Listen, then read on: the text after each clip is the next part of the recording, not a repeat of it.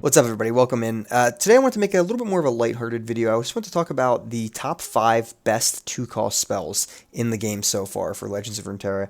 I really like to make top 5 or top 10 lists for when I write articles or even other videos I've done before, because it really just gets the conversation going. You know, it's always fun to have an opinion piece where you get to put out what you think is the best, and you get to watch people disagree with you and, offer what they think I missed, what, I overrated and things like that. So I always think it's a super fun thing to do. So I'm going to try to bring some of that to YouTube as well. I think it'll be a nice, fun way to do it. I do a lot of articles this way, so if you're interested in those, that's on runeterraccg.com. But for YouTube, I want to do, some more of this as well, just kind of some fun lists and things like that. So I'm going to start today's with the top 5 2-cost spells in the game. Now, before I go in, this is in no particular order, so I'm not listing 5 to 1 or anything like that. I'm just going to go through probably alphabetically for the top 5 best 2-cost spells in the game. So let's jump on over, and I'm going to start with number 1, which will be Nopify. So Nopify got added not all that long ago, but at this point it kind of starts to feel it's quite a few months back. But Nopify was really the second deny type spell in the game. Now we have Rite of Negation from Shurima as well. But Nopify is a 2-cost spell that can shut down fast or slow speed spells that cost 3 or less. So it is very mana valuable. You can shut down things that cost more with only 2 mana.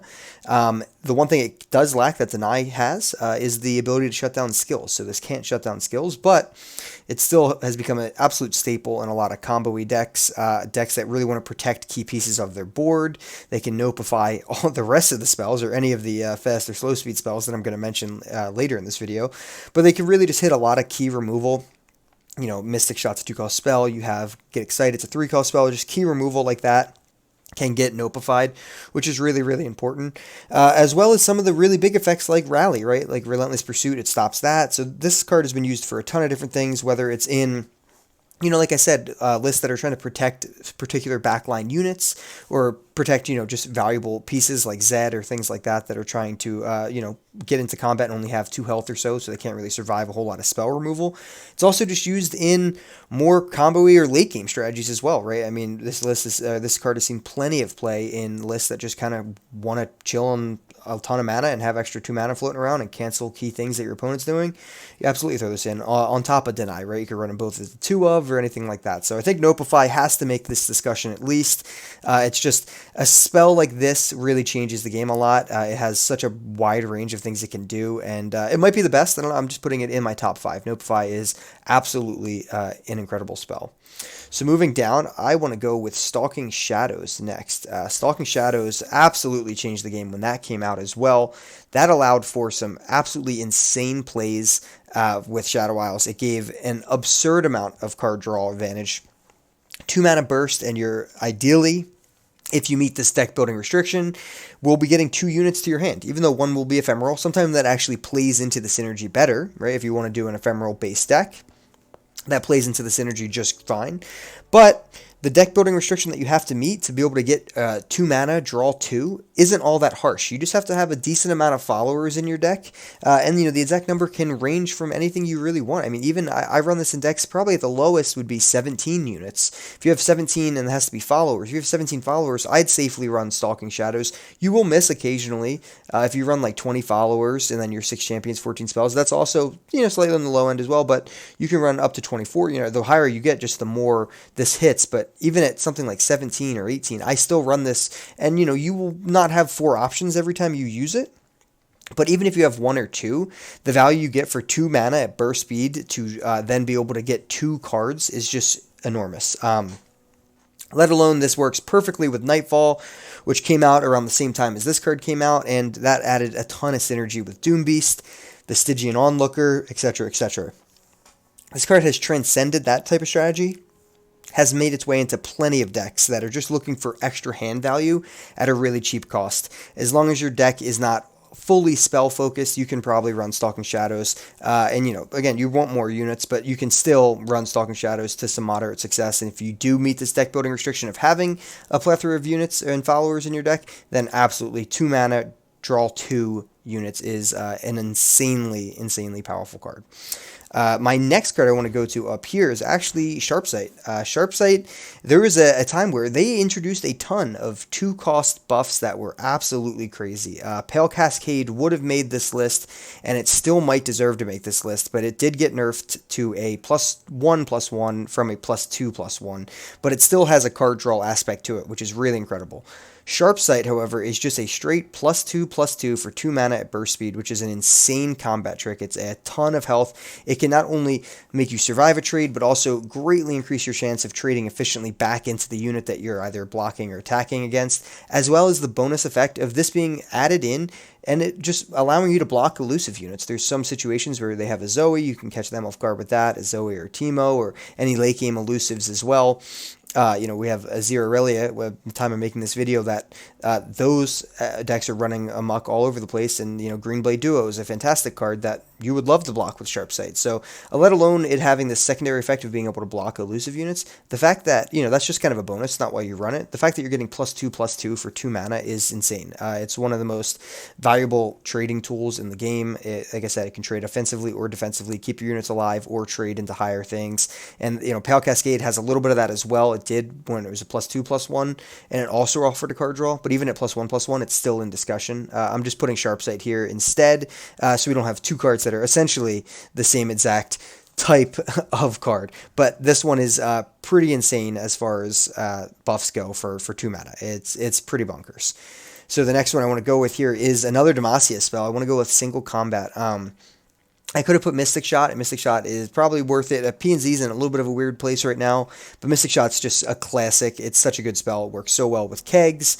When you have a Funsmith out, it works so good for targeting strategies with Twisted Fate, or with Ezreal. It also just works for 2 damage, 2 removal, just clean removal. But Single Combat has been a staple for Demacia for a very long time. It's their best combat trick by far, pun intended there, but it's absolutely insane. It's, 2 units strike each other. You can use this as a counter spell. If they target something that is going to die from your single combat, you can use this 2 mana to essentially make that thing strike before that goes off. Now you get your trade in. You can also just use this to ruin their backline strategy, right? You need to kill their Azir, you need to kill any of their backline units like TF or Aphelios or anything like that. You can easily use Single Combat for that, let alone all of the synergy that Demacia already has with something like Single Combat. That includes a lot of dragons which have Fury, so you can grow your units as you're striking. It also has units that level up based on striking, like Garen. It also has lifesteal units, like the Radiant Guardian. Has tough all over the place that helps you survive against these things. So it's just an incredible spell. It's used so flexibly. It can be used as a counter spell, like I said, or as an initiation if you just need to get something off the table from the back line. It's just been an absolute staple for the Demacian region since beta. This card is an absolute staple. It has to be included in this list, in my opinion. This is one that definitely cannot come off. The last card here that I want to talk about, and there are a lot of good ones, but the last one I want to talk about is actually Troll Chant. Troll Chant came out, and I think everyone rated it really, really high, and it didn't come out as high as I thought it would. It still was really, really good. But when you first read it, it's like, wow, this card's absolutely incredible, right? It gives an ally +2 health and an enemy -2 attack. This can essentially, if you're attacking with 4 units and they're blocking with 4 units, can make 2 negative trades turn into favorable trades with that, which is great. That case, when that does happen, is amazing.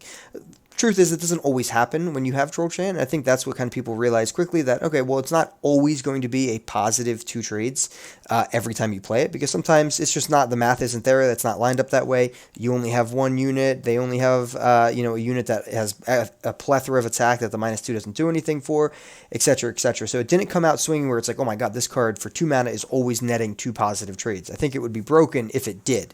But the fact is, when it does, for 2 mana, it feels pretty broken. For 2 mana, you get 2 trades to go positively. That's insanely powerful. And even when you can't get 2 trades to go your way, this even is just, okay, I just need 2 mana just to buff my own unit, just to survive from an attack, is well worth it. So your other option is you can run the Elixir of Iron, which is a 1 mana spell that gives you +2 health. But if you run this for 2 mana instead, they're both burst speed. Now you have the option for what I mentioned first, which is getting 2 trades positively, or even just saving your Nexus 2 health in some cases. So this card is absolutely insane. I mean, it definitely turned into an absolute staple for pretty much most Shadow Isle lists that care about their board at all. It just keeps things alive. It makes your opponents not be able to deal nearly as much damage, and it's just a really, really strong card.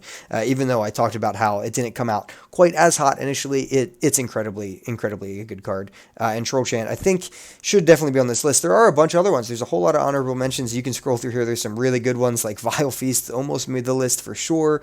Vile Feast is absolutely incredible. Like I said, Pale Cascade should probably still make this list because it's really, really good. One of my personal new favorites is the Ruinous Path. I don't think it makes for the top list. I think it's a little bit too niche, but it's a really, really strong card. And Mystic Shot as well could also make this as being something that's just such a staple for 2 damage. And then another personal favorite, or really 3 of my personal favorites here, are Glimpse Beyond, Guiding Touch, and Iterative Improvement are all crazy 2 costs. So I think the 2 cost spot is in a very unique place, and these spells are designed very intricately, and some are very, very powerful, and they all have very unique effects. And if you look at other spells in that cost range, I think the 2 cost spell really have the widest range of what they can do. Some are extremely beneficial combat tricks, some are game-changing, just really important things like Apprehend or Ancient Hourglass right at the top. These 2 are both, wow, this can turn the tide of a game, right, with a rally or with a really clutch save of one of your champions from any type of removal. So there's just this really wide range, but they're very specific cards, and they're very interesting. And I always wanted to make a list of. Hopefully you enjoyed this content.